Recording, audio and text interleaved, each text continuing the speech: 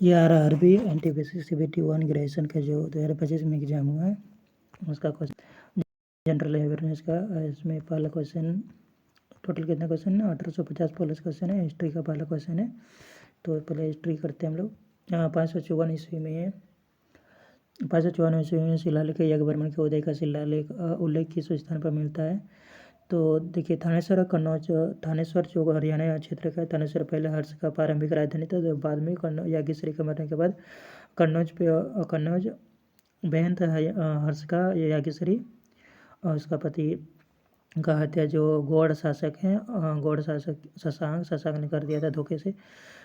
तो शशांक को आगे शुरू से आते हैं। अच्छा, मतलब हर्ष पुष्यभूति वंश के पुष्यभूतिवर्धन के बेटे थे। पुष्यभूतिवर्धन के दो बेटे थे, हर्षवर्धन और प्रभाकर वर्धन, और एक बहन थी याज्ञश्री। याज्ञश्री का शादी कन्नौज के मुखरी वंश के राजा से हुआ था, और याज्ञश्री की हत्या गौड़ शासक शशांक ने कर दी थी। याज्ञश्री का पति का हत्या गौड़ शासक शशांक ने कर दिया था, जिससे प्रभाकर वर्धन ने उससे बदला लेने के लिए शशांक की हत्या कर दी। लेकिन शशांक का जो एक दोस्त था प्रभाकर वर्धन का भी हत्या कर दिया गया। तो फाइनली थानेश्वर प्रारंभिक राजधानी था, कन्नौज बाद में हर्ष का राजधानी बन गया। तो ये दोनों ही आंसर तो नहीं हो सकता। मगध का पहला शासक हरियंक वंश के शासक थे बिंबिसार। तो इसमें तो पहले हरियंक वंश आया, हरियंक वंश, तब शिशुनाग वंश का संस्थापक शिशुनाग ही थे। शिशुनाग के बाद नंद वंश है, जिसका संस्थापक महापद्मानंद था। धनानंद इसी का मतलब धनानंद उसका बेटा था महापद्मानंद का। धनानंद के समय ही जो सिकंदर ने आक्रमण किया था। नंद के बाद आता है आपका मौर्य वंश। धनानंद को हराकर चंद्रगुप्त मौर्य ने मौर्य वंश की स्थापना किया था। मौर्य वंश का सबसे अंतिम शासक जो बृहद्रथ है, बृहद्रथ की हत्या करके पुष्यमित्र शुंग वंश की स्थापना किया। पुष्यमित्र शुंग ने पतंजलि के साथ अश्वमेध यज्ञ कराया। पतंजलि योग का बड़ा अग्रज थे। एंड तो ये मगध का तो याज्ञवर्मन से कोई लेना देना नहीं, तो ये गाया ही हो जाएगा। गाया इसका आंसर। औपनिवेशिक शासन के दौरान सार्वजनिक स्वास्थ्य सेवाएं आम जनता के लिए काफ़ी हद तक प्राप्त है। स्वतंत्र समय में भारत की अनुमानित जीवन प्रतिशत लाइफ एक्सपेक्टेंसी कितनी थी? तो लाइफ एक्सपेक्टेंसी 30 से 32 साल की थी। 30 से 32 साल, जो कि बहुत ही लाइफ एक्सपेक्टेंसी बहुत ही कम है। अभी 65-60 या 65-60 बोल सकते हैं अभी 55-60। ध्रुव सेन के उत्तराधिकारी कौन थे? तो ध्रुव सेन के उत्तराधिकारी धारापट्ट थे। ध्रुव सेन वल्लभी जो गुजरात के स्वराज वाला पार्ट है उसे पहले वल्लभी कहते थे। वल्लभी ही ध्रुव सेन लोगों का जो ध्रुव सेन मैत्रक वंश के थे, मैत्रक वंश का राजा था। और उसका जो उत्तराधिकारी दारापट्ट थे ध्रुव सेन। अच्छा, ध्रुव सेन का ही शादी हर्षवर्धन की जो बेटी है ध्रुव सेन से ही किया गया था। 502 ईस्वी में मैत्रक वंश का सबसे पहला भूमि अनुदान निम्नलिखित में किसके द्वारा किया गया था? तो मैत्रक वंश से सबसे ज़्यादा क्वेश्चन आए हैं इसमें। मैत्रक वंश का भूमि अनुदान सबसे अधिक द्रोण सिंह ने किया था। स्वदेश सेवक होम निम्नलिखित में से राष्ट्र स्वतंत्रता पहल से संबंधित है। तो स्वदेश सेवक होम गदर आंदोलन से संबंधित। गदर आंदोलन गदर पार्टी के संस्थापकों ने किया था। गदर पार्टी के संस्थापक में से लाला हरदयाल थे और स्वर्ण सिंह भकना थे। स्वर्ण सिंह भकना पहला उसका अध्यक्ष थे, और लाला हरदयाल जो इसके पहले सचिव थे। वैसे ज़्यादातर क्वेश्चन में लाला हरदयाल को ही अध्यक्ष माना जाता है। अभी हाल ही में लेटेस्ट NTPC का ही एग्ज़ाम में मेरा जो एग्ज़ाम हुआ था उस शिफ्ट में ये पूछा गया था। स्वर्ण सिंह भी ऑप्शन में था, लाला हरदयाल भी थे। तो लाला हरदयाल को माना उन लोगों ने। यदि स्वर्ण सिंह सिर्फ रहे तो स्वर्ण सिंह को मारे, और दोनों रहे तो लाला हरदयाल को मारे। तो गदर आंदोलन, अच्छा गदर आंदोलन कब शुरू हुआ? तो 1900 मतलब गदर पार्टी का स्थापना कब किया गया? 1913 में। और कहाँ किया गया था? सैन फ्रांसिस्को, जो कि USA में पड़ता है। मास्की अशोक शिलालेख की खोज किसने की थी? मास्की अशोक की शिलालेख की खोज क्रिश्चियन लासेन ने किया था। और मास्की और जो गुर्जर शिलालेख है उसमें ही अशोक का नाम सम्राट अशोक पाया गया। बाकी जितने भी शिलालेख है अशोक के उसमें से अशोक का नाम देव प्रियादशी के रूप में पाया गया है। देवपियादशी, देवनाम पियादशी, देवनाम पियादशी।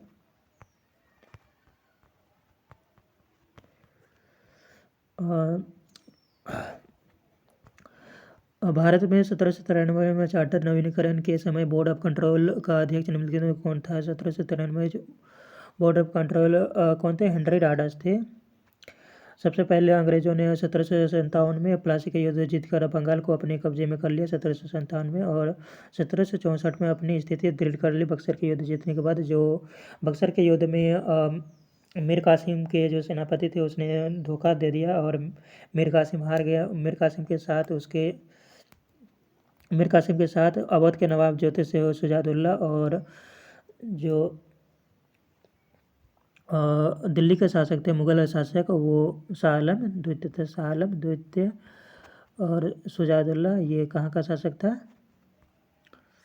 शुजाउद्दौला अवध के शासक था। तो ये यदि बक्सर का युद्ध हारने का मीर कासिम का तो पूरा राज्य छीन लिया गया बंगाल को, लेकिन शाह आलम द्वितीय से ट्रीटी करके इलाहाबाद का जो क्षेत्र कर वसूली का क्षेत्र है, जिसे दीवानी राइट्स बोलते हैं, वो ले लिया गया। अंग्रेजों ने वो ले लिया और शाह आलम को अपने पेंशन के में छोड़ दिया। अवध के शुजाउद्दौला से भी ट्रीटी करके अवध के क्षेत्रों को अपने कब्जे में ले लिया अंग्रेजों ने। मतलब दीवानी राइट्स ले लिया, बाकी एडमिनिस्ट्रेटिव शुजाउद्दौला अपने संभाल सकता है। शाह आलम भी अपना एडमिनिस्ट्रेटिव संभाल सकता था, लेकिन दीवानी राइट्स वो होते हैं, कर वसूलने का जो राइट्स होते हैं वो अंग्रेजों ने अपने पास रख लिया और इन लोगों को अपने पेंशन में अपने पेंशन देकर एडमिनिस्ट्रेशन चलाने के लिए कह दिया गया। 1764 के बाद 1773 में पहला रेगुलेटिंग एक्ट आया। रेगुलेटिंग एक्ट से अपने अंग्रेजों ने अपने कुछ नियम बनाए और रेगुलेटिंग एक्ट 1773 में आया। इसके 20 साल बाद 1793 में पहला चार्टर एक्ट आया। चार्टर एक्ट में ये हेनरी डांडस को बोर्ड ऑफ कंट्रोल बनाया गया। हेनरी डांडस को, चूँकि ये बोर्ड ऑफ कंट्रोल 1784 में पिट्स इंडिया एक्ट में ही बन गया था। 1700 में बोर्ड ऑफ कंट्रोलर और board of director. Board of controller administration को देखता था, बोर्ड ऑफ डायरेक्टर जो इनके कॉमर्शियल चीज़ों को देखता था।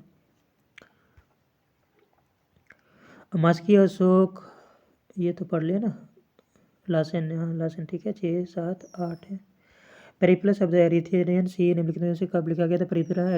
एरिथ्रेयन सी में भारतीय इतिहास के बारे में दिया गया। इसमें पहला सत्यवती है और इसका जो लेखक है वो अज्ञात है, मतलब अभी तक उनको पता नहीं चला। चंद्रगुप्त द्वितीय द्वारा पराजित क्षत्रप कौन थे? तो ये रुद्र सिंह तृतीय था। रुद्र सिंह तृतीय को हराया था चंद्रगुप्त द्वितीय ने। तो थोड़ा सा रिविजन कर लेते हैं। जो गुप्त वंश था, गुप्त वंश के शासक जो संस्थापक थे वो श्रीगुप्त थे। श्रीगुप्त घटोत्कच के बेटे थे। घटोत्कच, ये लोग ऐसा माना जाता है, घटोत्कच।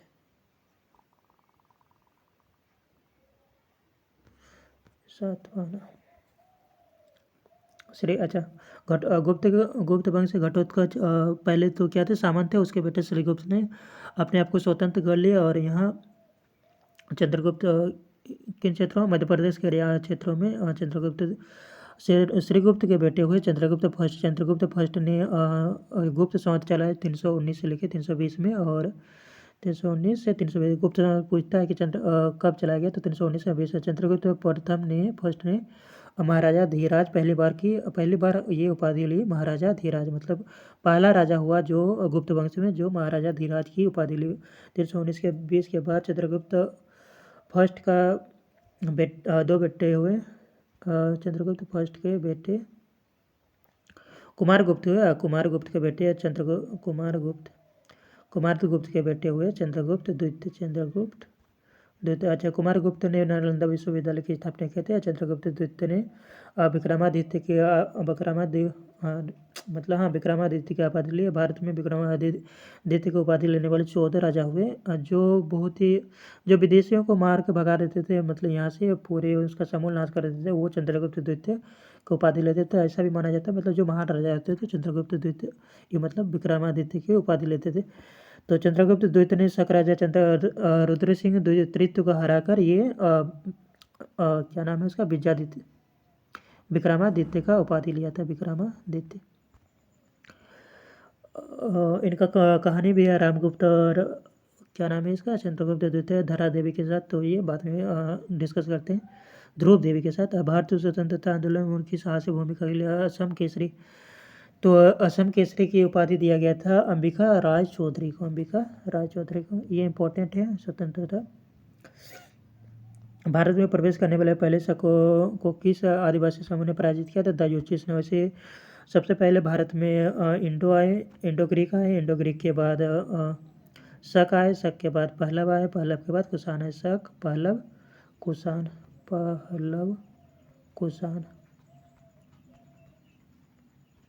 कुषाण कई गुटों में बटा हुआ था। उसमें से एक जो गुट था उसमें भी दायूची था, लेकिन ये वो दायूची नहीं है, दायूचीस। कुषाण मध्य एशिया, तिब्बत एरिया से आए थे, मतलब चाइना से बोल सकते हैं। इंडो ग्रीक मध्य एशिया से आए थे। इंडो ग्रीक पहले मध्य एशिया आए, मतलब विदेशी थे जो भारत में आए। इंडो ग्रीक के जो फेमस राजा है, जो इम्पोर्टेंट राजा है, वो है मिनांडर जो भी बोले आप,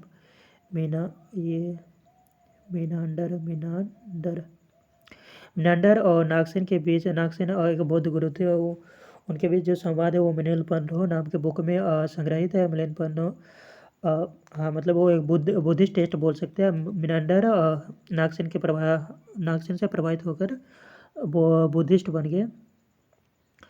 और जो शक, मतलब इंडो ग्रीक के सिक्कों को दुभाषी, ये पूछा गया क्वेश्चन कि दुभाषा सिक्का किसने जारी किया था, इंडो ग्रीक ने किया था। इंडो ग्रीक के सिक्कों से देखकर एकदम मतलब पक्का बता सकते हैं कि ये किन राजाओं ने जारी किया, क्योंकि उनमें उनके नाम या तो उनके चित्र रहते थे। शक राजा में सबसे प्रतापी राजा रुद्रदामन है। रुद्रदामन के बाद यहाँ उनके ऊपर दिया गया था जो रुद्र सिंह थर्ड था, उसको कौन आया था, चंद्रगुप्त द्वितीय ने। रुद्रदामन फर्स्ट जो है, इसी ने सुदर्शन झील, जो गुजरात की सुदर्शन झील है, उसका पुनरुद्धार किया गया, ये पूछा जाता है।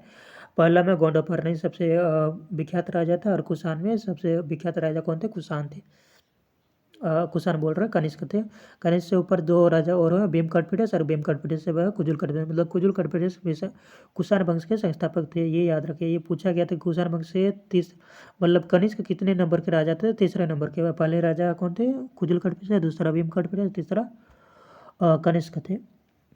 कलकत्ता और बम्बई नगर की स्थापना कब की गई थी, तो कलकत्ता और बम्बई नगर की स्थापना किया गया था 1726 में। वैसे कलकत्ता का स्थापना तो अंग्रेजों ने किया था, सुल्तानती बहुत सारे क्षेत्रों को मिलाकर, सुल्तानती उनमें से मेन था। सिंगापोर विद्रोह वर्तमान भारत के किस क्षेत्र में संबंधित है, तो ये असम में है। सिंगापोर असम में, कहाँ गया असम, ये। निम्नलिखित किस एक्ट के द्वारा गवर्नर जनरल को भारत में ब्रिटिश साम्राज्य के हितों को प्रभावित करने वाले मामलों में अपनी परिषद का अधिभावी होने का प्राधिकार दिया गया, तो ये दिया गया चार्टर एक्ट 1793। ये चार्टर एक्ट 1793 पहले भी देखे थे हम लोग। उसमें क्या है,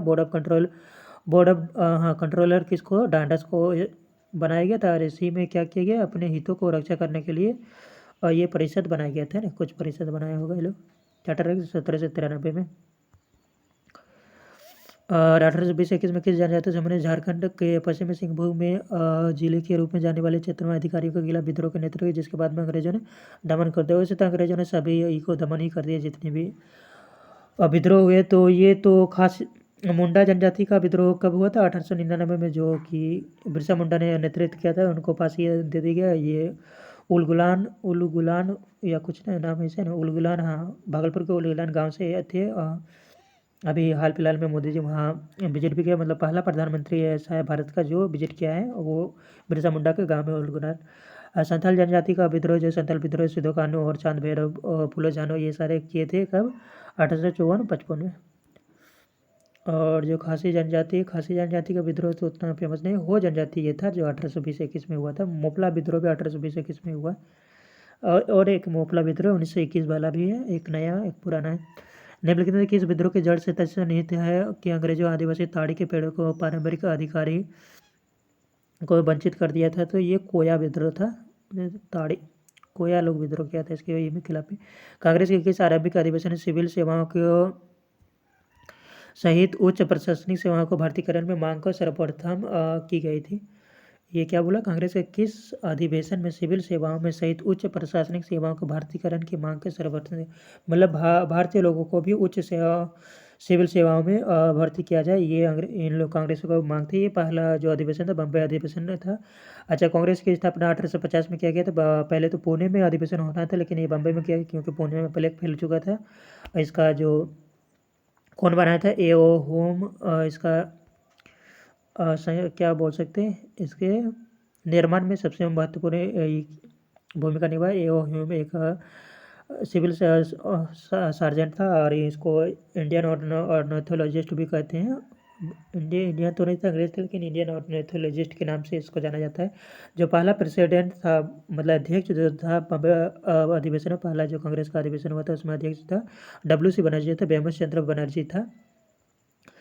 इसके बाद इसमें टोटल कितने डेलीगेट्स थे, मतलब बनने के समय कितने डेलीगेट्स थे? 78 डेलीगेट थे कांग्रेस के बनने के लिए।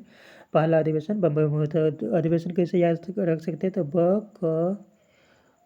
बक मई 2 याद रखें, 4 याद रखें। पहला तो बम्बई था 1850 में, दूसरा कलकत्ता में था जो कि दादा भाई नौरोजी ने किया था 1886 में। तीसरा था मद्रास जो बदरुद्दीन तेबजी ने किया था। बदरुद्दीन ने जॉर्ज यूले ने किया था ना, इलाहाबाद की, मद्रास की। नहीं, ठीक है, बदरुद्दीन तैयब ने किया था जो कि 1887 में, 1888 में इलाहाबाद में, जो जॉर्ज ओरियोले थे पहले अंग्रेज। बदरुद्दीन तैयब पहले क्या थे? मुस्लिम थे। इलाहाबाद में जो जॉर्ज ओरियोले थे पहले अंग्रेज थे जो कांग्रेस अधिवेशन में अध्यक्ष बने। तो ये इम्पोर्टेंट है। नागर विद्रोह, मैसूर साम्राज्य के नागर प्रांत वर्तमान शिवमोगा जिले में एक महत्वपूर्ण किसान विद्रोह है। ये कब हुआ था? तो 1830-31 में हुआ था। 1921 में राजकुमारों के लिए एक विचार विमर्श निकाय के रूप में किस संस्था की स्थापना की गई थी? 1921 में राजकुमार, तो ये तो नाम से ये है, राजकुमारों का चैम्बर। निम्नलिखित में किस में से आदिवासी विद्रोह नेता को विद्रोह के दौरान फांसी नहीं दी गई बल्कि दूसरे देश में निर्वाह? तो ये तिरोत सिंह है। तिरोत सिंह जो कि असम के बहुत ही फेमस क्या बोल सकते थे, स्वतंत्रता सेनानी थे, स्वतंत्रता विद्रोही थे, तो इन्हें फांसी नहीं दिया गया था। तिरोत सिंह असम के थे। इसकी मूर्ति भी बनाई गई है ना असम में, मोहनजोदड़ो में पाई गई दाढ़ी वाले पुरुष की मूर्ति की समाधि से बनाए गए थे। हैं पत्थर, स्टेटाइट पत्थर से बनाए थे। ये पूरा नहीं लिखा, स्टेटाइट पत्थर।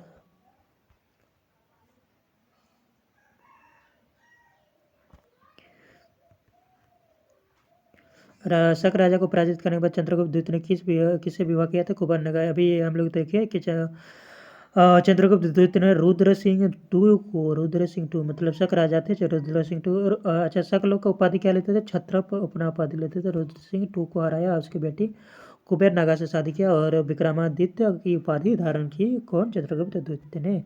निम्नलिखित किस एक्ट द्वारा ब्रिटिश भारत का आंतरिक सरकार के लिए अधिनियमित किए गए जा सकने वाले विनियमों के एक नियमित संहिता का प्रावधान करता है? तो ये प्रावधान करता है पिट्स इंडिया एक्ट। क्यों और इम्पोर्टेंट? पिट्स इंडिया एक्ट 1784 में आए थे। इस समय जो बंगाल का गवर्नर जनरल था वो था बारेन हेस्टिंग था। बारेन हेस्टिंग इससे खपा होकर क्या कर दिए? इस्तीफा दे दिया और वापस चल गए कहाँ? इंग्लैंड में इसके खिलाफ महाभियोग भी चलाया गया, लेकिन इसको बाद में मुक्त कर दिया महाभियोग से। और इसमें था क्या पिट्स इंडिया एक्ट 1784 में? जो 1793 का चार्टर एक्ट, 1773 का रेगुलेटिंग एक्ट था, उसमें जो खामियां थे उसको भरने के लिए आया था। 1784 में बॉर्डर ऑफ कंट्रोलर को देखकर डांडस को बनाया गया था उसका।